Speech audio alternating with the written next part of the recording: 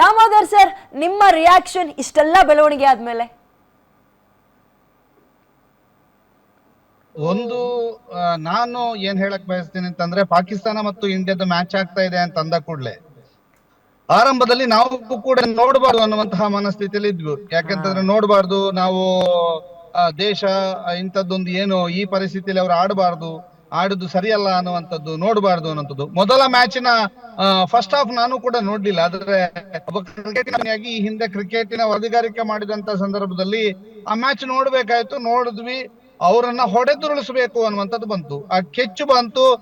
ಎಲ್ಲ ಜನ, ಈಗ ನಾನು ತುಂಬಾ ಜನರನ್ನ ಈ ಬಗ್ಗೆ ಮಾತನಾಡಿಸುವಂತ ಸಂದರ್ಭದಲ್ಲಿಯೂ ಕೂಡ ಅವ್ರು ಹೇಳುವಂತದ್ದು, ಪಾಕಿಸ್ತಾನವನ್ನ ಹೊಡೆದಟ್ಟಬೇಕಿತ್ತು, ಅವರನ್ನ ಸೋಲಿಸಬೇಕಿತ್ತು, ಅವರ ವಿರುದ್ಧ ಗೆಲ್ಲಬೇಕು.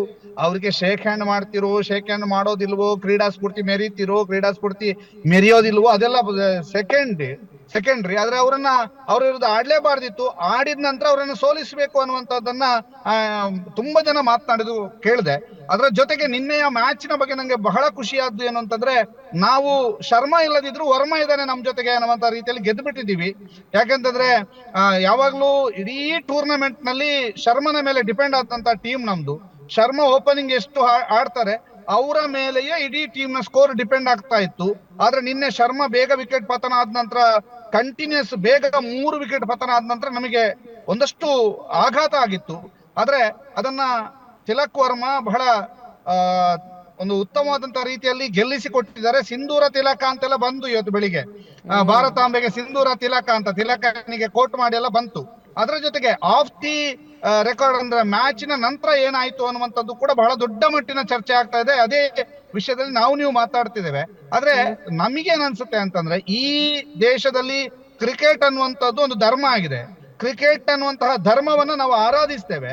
ಆ ಕ್ರಿಕೆಟಿನ ಧರ್ಮದ ಜೊತೆಗೆ ನಮ್ಮ ದೇಶ, ನಮ್ಮ ದೇಶಭಕ್ತಿ, ನಮ್ಮ ದೇಶ ಸೈನಿಕರು, ನಮ್ಮ ದೇಶದ ಒಂದು ವ್ಯವಸ್ಥೆ ಎಲ್ಲವೂ ಕೂಡ ಅತ್ಯಂತ ಮುಖ್ಯ. ಆಡ್ಲೇಬಾರ್ದಿತ್ತು, ಆಡಿದ ನಂತರ ಅವರನ್ನ ಸೋಲಿಸಿದ್ದಾರೆ, ಅದು ಬಹಳ ಒಳ್ಳೆ ಕೆಲಸ. ಅದರ ಜೊತೆಗೆ ಅವರಿಗೆ ಕೈ ಕೊಡ್ಲಿಲ್ಲ ಮತ್ತು ಅವರ ಜೊತೆಗೆ ಮಿಂಗಲಾಗ್ಲಿಲ್ಲ ಅನ್ನುವಂಥದ್ದು ನನ್ನ ಪ್ರಕಾರ ಅದು ಸರಿಯೋ ತಪ್ಪೋ ಅನ್ನೋದಕ್ಕಿಂತ ನಮ್ಮ ಹುಡುಗರು ಅಲ್ಲಿ ಏನು ಮಾಡಿದಾರೆ ಅದು ಸರಿ ಅಂತ ಅನ್ಸುತ್ತೆ, ಖುಷಿ ಅನ್ಸುತ್ತೆ.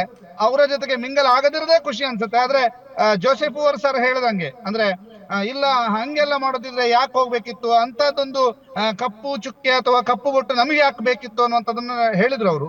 ಅವರ ಆಂಗಲ್ ನಲ್ಲಿ ಅದು ಸರಿ ಇದೆ.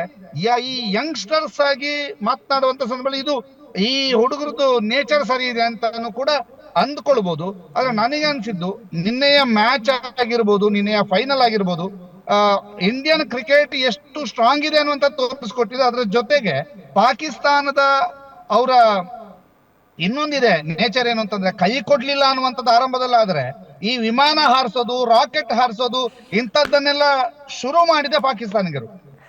ಅದಕ್ಕೆ ಸರಿಯಾದ ಉತ್ತರವನ್ನ ಕೊಟ್ಟಿದ್ದಾರೆ ನಮ್ಮವರು.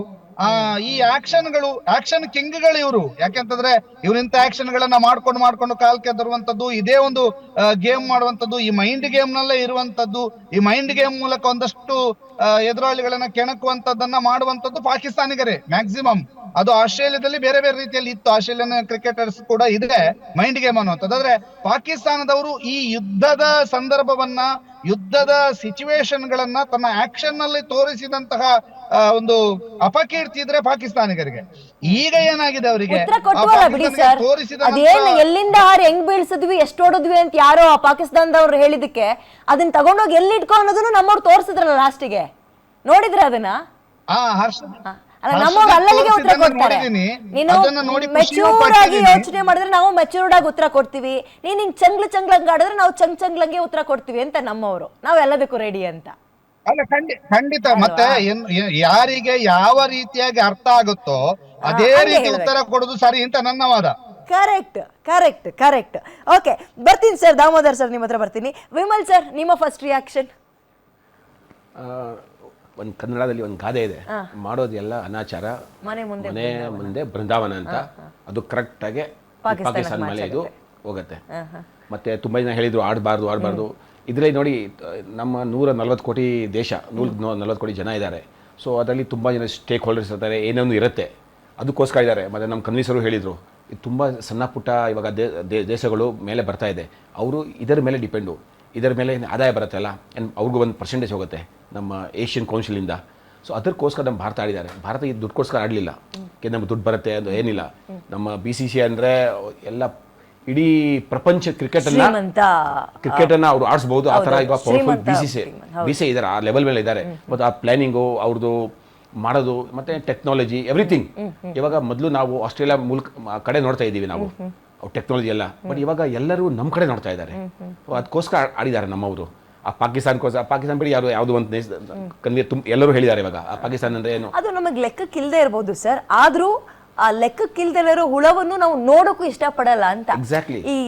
ಈಗ ಹೆಂಗಾಗ್ತಿದೆ ಯಂಗ್ಸ್ಟರ್ಸ್ಗೆ ಅಂದ್ರೆ ಆಪರೇಷನ್ ಸಿಂಧೂರ ಆದ ನಂತರ ಅಥವಾ ಅವ್ರು ಬಂದು ಏನು ನಮ್ಮಲ್ಲಿ ಇಷ್ಟು ಜನ ಜೀವ ಕಳ್ಕೊಬಿಟ್ರು, ಕುದಿತಾ ಇತ್ತು, ನಾವು ಆಡಕ್ಕೆ ಬಿಡಬಾರ್ದಿತ್ತು ಅಂತ ಎಲ್ಲರೂ ಹೇಳ್ತಾ ಇರೋದು. ಇದೊಂಥರ ಹೆಂಗೆ ಅಂದ್ರೆ ಯಾರೋ ಒಳ್ಳೆ ಉದಾಹರಣೆ ಕೊಡ್ತಾ ಇದ್ರು, ನಾನ್ ಬರೀ ಮದ್ವೆಗೆ ಹೋದೆ ಅಷ್ಟೇ, ಅಲ್ಲಿಂದ ಏನು ಊಟ ಮಾಡ್ಕೊಂಡ್ ಬರ್ಲಿಲ್ಲಪ್ಪ ಅಂದ್ರೆ, ನೀನ್ ಹೋಗಿದ್ಯಲ್ವಾ ಮದ್ವೆಗೆ, ಊಟ ಮಾಡಿದ್ಯಾ, ಕೈ ತೊಳೆದ್ಯಾ, ಆಮೇಲೆ ತಾಂಬೂಲ ಎಸ್ಕೊಂಡ್ ಬಂದ್ಯಾ, ಆಮೇಲೆ ನೀನ್ ಹೋಗಿ ಕೂಡ್ದಿತ್ತು, ನಿನ್ಗೆ ಆಗಲ್ಲ ಅಂದ್ಮೇಲೆ ಇದು ವಾಯ್ಸ್ ರೇಸ್ ಆಗಿತ್ತು ಫಸ್ಟಿಗೆ. ಇದು ಆಕ್ಚುಲಿ ಇದು ಸಂಶಯನೇ ಇತ್ತು ಇದ್ರ ಮೇಲೆ ನಡೆಯುತ್ತಾ ಇಲ್ಲ ಅಂತ. But lot of stake holders ಮತ್ತೆ ನಿಮ್ದು ಇರುತ್ತಲ್ಲ ಬ್ರಾಡ್ಕಾಸ್ಟ್ ಇರುತ್ತೆ ಒಂದು, ಅದರಲ್ಲಿ ಅವ್ರದ್ದು ಮುಖ್ಯವಾದ ರೋಲ್ ಇದರಲ್ಲಿ. ಸೊ ಎಲ್ಲ ನೋಡಿ ತುಂಬ ಜನ ಇದರಲ್ಲಿ ಲಾಸ್ ಆಗ್ತಾ ಇತ್ತು. ಆ್ಯಂಡ್ ತುಂಬ ಸಣ್ಣ ಪುಟ್ಟ ಕಂಟ್ರಿಗಳು ಇವಾಗ ಕ್ರಿಕೆಟ್ ಮೇಲೆ ಬರ್ತಾ ಇದ್ದೆ, ಡೆವಲಪ್ ಆಗ್ತಾ ಇದೆಯಲ್ಲ, ಅವ್ರಿಗೆ ತುಂಬ ಇದ್ರ ಮೇಲೆ ಹೊಡಿತಾ ಬಿಡ್ತಾ ಇತ್ತು. ಅವ್ರಿಗೋಸ್ಕರ ನಮ್ಮವರು ಅಂದಿದ್ದಾರೆ ಆಡೋಕ್ಕೆ. ಸೊ ಬಟ್ ಅವ್ರದ್ದು ಒಂದು ಲಿಮಿಟ್ ಇತ್ತು. ಅವ್ರು ನಮ್ಮ ಮುಟ್ಟಲ್ಲ, ಅವ್ರ ಹತ್ರ ಕೈ ಹ್ಯಾಂಡ್ ಶೇಕ್ ಮಾಡಲ್ಲ ಅಂದರೆ ಅವ್ರು ಸರಿಯಾಗಿ ಉತ್ತರ ಕೊಟ್ಟಿದ್ದಾರೆ. ಅವರು ಸೈನಿಕಗಳು ಅವ್ರಿಗೆ ಸರಿಯಾಗಿ ಉತ್ತರ ಕೊಟ್ಟಿದ್ದಾರೆ. ನಮ್ಮ ಆಟಗಾರರು ಆಟದಿಂದ ಆ ಥರ ಅವ್ರಿಗೆ ಸರಿಯಾಗಿ ಪ್ರತ್ಯುತ್ತರ ಕೊಟ್ಟಿದ್ದಾರೆ. ಪಾಕಿಸ್ತಾನಲ್ಲಿ ಕ್ರಿಕೆಟ್ ಒಂಥರ ರಿಲಿಜನ್ನೇ. ಸೊ ಈ ಉತ್ತರ ಅವ್ರಿಗೆ ಸಹಿಸ್ ಆಗಲ್ಲ, ಅದಕ್ಕೆ ಅವರು ಗೆಲ್ಲಕ್ಕಂತೂ ಆಗಲ್ಲ ಟ್ರಾಫಿನ. ಸೊ ಅವರು ಆಗ ಅಲ್ಲಿ ಹೋಗಿ ಸುಳ್ಳು ಹೇಳ್ತಾರೆ. ಅವ್ರು ಮೊನ್ನೆ UN ಕೌನ್ಸಿಲಲ್ಲಿ ನಾವು ಅವರ ಪ್ರೈಮ್ ಮಿನಿಸ್ಟರ್ ಹೇಳಿದಾರಲ್ಲ, ನಾವು 7 ಇದು ಪೈಲಟ್ನ ಅವ್ರ ಜೆಟ್ನ ನಿಲ್ಸಿದೀವಿ. ಒಂದು ಹೇಳ್ತೀನಿ ಕೇಳಿ ಸರ್, ಇಲ್ಲಿ ನಮ್ಮ ದೇಶದಲ್ಲೂ ಲೈವ್ ಹೋಗಿದೆ, ಅವ್ರ ದೇಶದಲ್ಲೂ ಲೈವ್ ಹೋಗಿದೆ. ಲೈವ್ ಹೋಗಿರ್ಲಿಲ್ಲ ಅಂದ್ರೆ ಈಗ ಹೆಂಗಿದ್ರು ಟ್ರೋಫಿ ತಗೊಂಡು ಓಡೋಗಿದ್ದಾರೆ, ಅದನ್ನ ತೋರ್ಸ್ ನಾವೇ ಗೆದ್ವಿ ಅಂದ್ರೆ ಅಲ್ಲಿನ ಜನ ಒಂಥರ ಬ್ರೈನ್ ಮಾರ್ಕೊಬಿಟ್ಟಿದ್ದಾರೆ, ಬ್ರೈನ್ಲೆಸ್ ನಂಬಿಸ್ಬಿಡೋರು ಬೇಕಾದ್ರೆ. ಬಟ್ ಏನಪ್ಪಾ ಗಾಡ್ ಗ್ರೇಸ್ ಅಂದ್ರೆ ಲೈವ್ ಹೋಗ್ಬಿಟ್ಟಿದೆ ಎಲ್ಲ ಕಡೆ.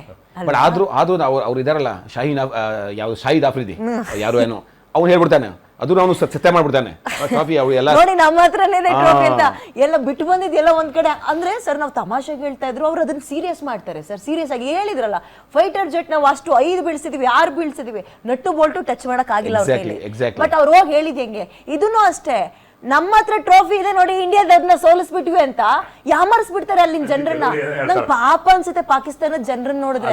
ಈ ಲೀಡರ್ಸ್ ಗಳ ಜೊತೆ ಸೇರ್ಕೊಂಡು ಎಷ್ಟು ಬಕ್ರ ಆಗ್ತಾ ಇದಾರೆ ಜನ, ಬಾಲ್ ಅಲ್ಲಿ ಚಿಪ್ ಇದೆ ಅಂತ ಕೂಡ ಪಾಪ ಪಾಕಿಸ್ತಾನದವರು.